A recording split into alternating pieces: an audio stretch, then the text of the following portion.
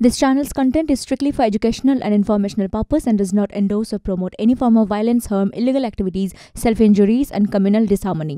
আমার মনোবাবুর কাছে প্রশ্ন, আপনি একটু আগে বলছিলেন যে 400 পার হবে। যদি 400 পারের কনফিডেন্সই থাকে তাহলে কেন রামে ভরসা করতে হচ্ছে, কেন এজেন্সিতে ভরসা করতে হচ্ছে? বলছি দেখুন, আপনি খেয়াল করুন, রামে ভরসা করার কিছু নেই। অযোধ্যা রাম মন্দির নির্মাণ হয়েছে, আমাদের রামে ভরসা ছিল, এখন আছে। রাম মন্দির নির্মাণে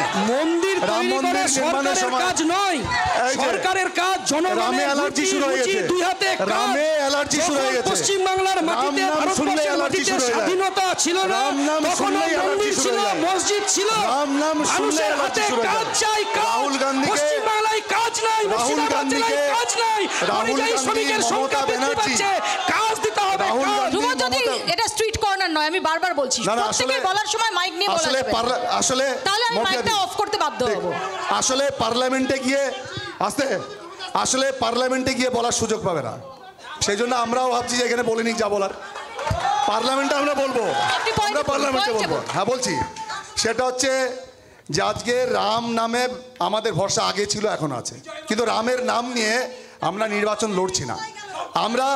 আমরা এবারে নির্বাচন লড়ছি বিকশিত ভারত নিয়ে, নরেন্দ্র মোদীর উন্নত ভারত নিয়ে। মানুষের কাছে আমরা এই কথাগুলোই বলছি যে আজকে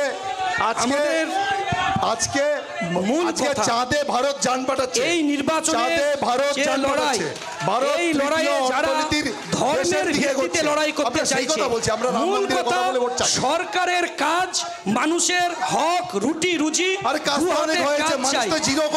ভারতবর্ষের মাটিতে বেকার বাড়ছে, আজকে ভারতবর্ষের মানুষ কাজ পাচ্ছে না, ভারতবর্ষের মাটিতে আজকে রেলকে বিক্রি করে দেওয়া হচ্ছে, ভারতবর্ষের মানুষকে বিমানকে বিক্রি করে দেওয়া হচ্ছে, রাষ্ট্রায়ত্ত সংস্থাকে বিক্রি করে দেওয়া হচ্ছে, তাই ভারতবর্ষটাকে বেচারামের সরকারে পরিণত করেছে এই দেশে।